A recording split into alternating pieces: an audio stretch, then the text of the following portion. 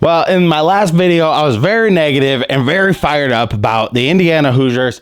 Now, let's think positively. They have a bye week. We have the whole week to figure out, get some continuity on this team. How can they get it done? What would you do if you were the coach? Let's get into the episode. Watford 3 on the way.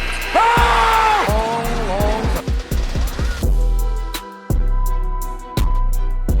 Hello, guys. Thank you so much for joining me once again on Indiana Sports Connection. I am your residential anchor, Aaron, talking about the Indiana Hoosiers on this episode and what they need to do to get over the hump, having this week off, and they play at Illinois coming up on Saturday. What do you think the Hoosiers have to do to turn this around? I've heard a lot of people in the comments on my channel and on other channels saying he has to make a big change with this team going forward. I mean, I've thought of many possibilities. I remember a couple of stints earlier in the season where they played zone defense for a little bit. And with the type of length they have, I don't know. Is that a good option? It would be something I would explore, at least for maybe some stints out there on the floor, since they did have a little bit of success with it. The only reason why I think maybe that would be a good option for this team is the type of length we have. Mbako, 6'8", Renew is like 6'9", and Ware. I mean, you get those three guys and they're all playing zone together, could be an effective defense. That's all I'm really saying. I have a lot of passion for the Indiana Hoosiers and just want to see them as a team like really develop throughout the year. Tons of people also saying IU has no chance to make the tournament. They do have a chance to make the tournament. They have all these games coming up. They have about, I think, 6 quad one games left, 6 or 7 quad one games. So they play Northwestern twice, which will be a quad one game. The Indiana has a path to the tournament, and you'll always have the chance of winning the Big Ten tournament.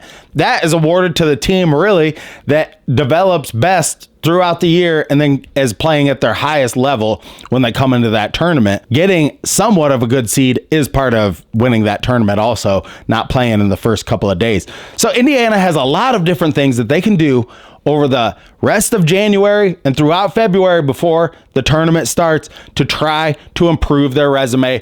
But they just have to start doing it right now. It just has to start, hopefully this week, gives them 1 week off to kind of take a deep breath. Hopefully Khalil Ware is back healthy and they can somewhat focus on the later half of this season and get some of these big W's. If you could get a W on the road at Northwestern, and even Illinois has, I mean, we think we have bad problems. Illinois has a guy who was just reinstated their team that was accused of rape back in September. I mean, this is unbelievable. And a judge ruled against this. I was really trying to make sense of the article yesterday of what was happening with this guy. There are more important things than money in this life. If this guy really did do this, who cares if he's going to be a number 1 draft pick? The judge practically ruled like he is going to sustain irreparable damage if he's not playing for Illinois. So they reinstated him back to the team. I say, that's a bunch of bullshit. I mean, what about that girl? I mean, if he actually did rape somebody, I mean, what about them? I mean, they're the true victim here, not him. He's the perpetrator. We do something in our society today where we make people who are the perpetrator into the victim. And if you read the Osterman article about Xavier Johnson, you know exactly what I'm talking about, because just like Xavier Johnson, he's no victim. He's not the victim of the fans being mad at him. We are the victim of watching his crappy play out there on the court. So let's get things straight. If anybody's the victim, it's Indiana basketball and the fans of him getting kicked out of these games. Let's get into Mike Woodson complaining about the referees. Now, he's been complaining about the Big Ten officials. I get that. And maybe, you know, the officiating in the Big Ten can be god-awful. I mean, it is really difficult to find good referees and them all be consistent and the same. It is what it is. I see in every game, no matter what, I mean, it feels like Indiana does not get the calls when they are being very timid. And that is just how it's going to go. Like, if you're going to be timid out there, you're not going to get the calls. The guy who's going to dive for the ball is the one that's you're going to get the foul call because he dove for it and then you jumped on top of him. Like, that's just how it goes in basketball. I don't like to complain about the officials, but furthermore than that, I do love to complain about the officials. But I will say this. If you're complaining like that Xavier Johnson shouldn't have been kicked out of that game and they're going overboard with the flagrant fouls, I think you're barking up the wrong tree. I think you got to like implement the discipline on this guy and say, you got to make a change. These officials aren't going to change at this point in this season. Indiana still has a lot of positive things to take from what's happened so far. Mbako could be playing at like an NBA level by the end of the season.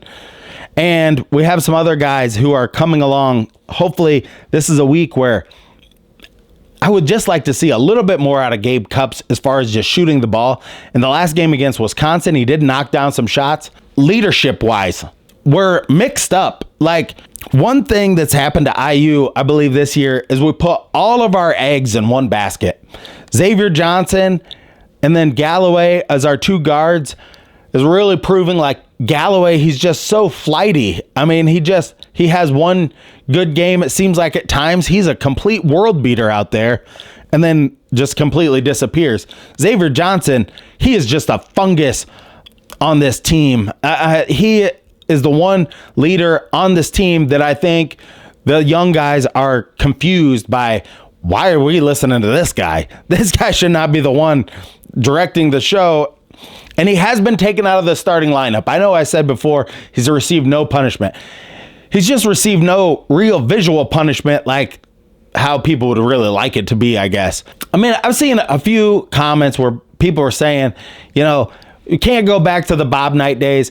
I'm going to tell you, I don't want to go back to the Bob Knight days. And I am the one guy who, at the end of Bob Knight days, I think it was for his time to go. I think he got more and more frustrated as the 90s went on. He got more and more aggressive with the players.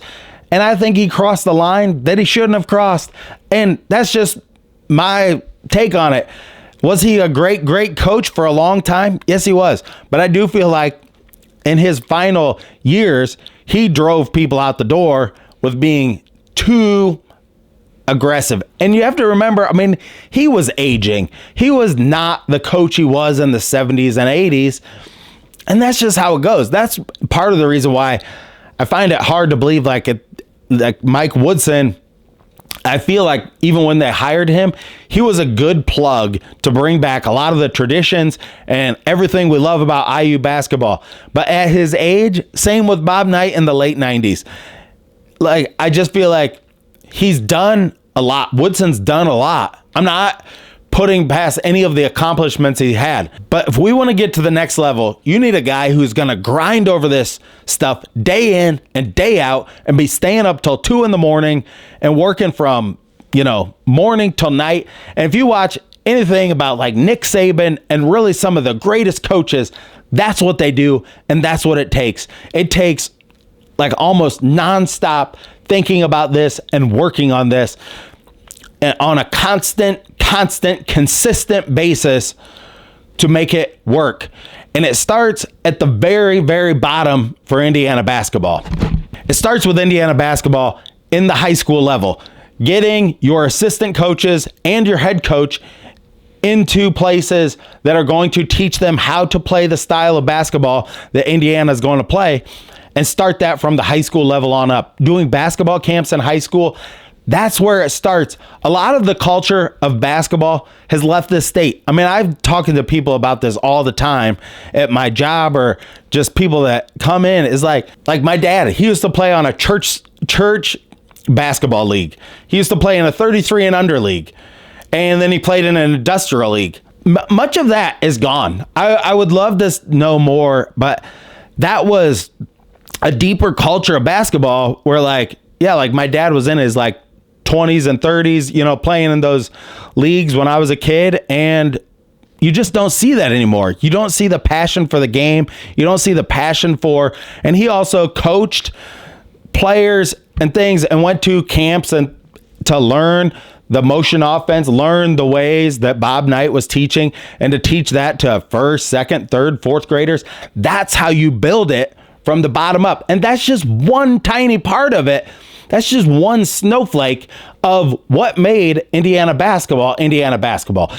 Can we recapture that? We're recapturing that in the communities on this site and that. So, I mean, thank you so much for watching this episode of Indiana Sports Connection. I always like to add a little bit of nostalgia because us as Hoosier fans, we do love that nostalgia, and we're going to bring it back to the great levels it was at one time. So just a short video today. We have a lot of positives. Let's take the positives from this right now and think, like in this down week, Indiana can definitely put it together, and I have faith that Mike Woodson is implementing things with the team right now that we're going to see on the floor and beat Illinois. That would be a huge game for IU to get that W and then go on to the rest of the season with a little bit more confidence. Right now, I feel like this team really, really needs like one guy to step up, whether it's Cups or Mbako, and just have a really big game against Illinois and score like 30 some points and really have a breakout game and show everybody like, hey, this is fun again. And that's really what we need. Thank you so much for watching. And as always, stay classy out there, Hoosier fans.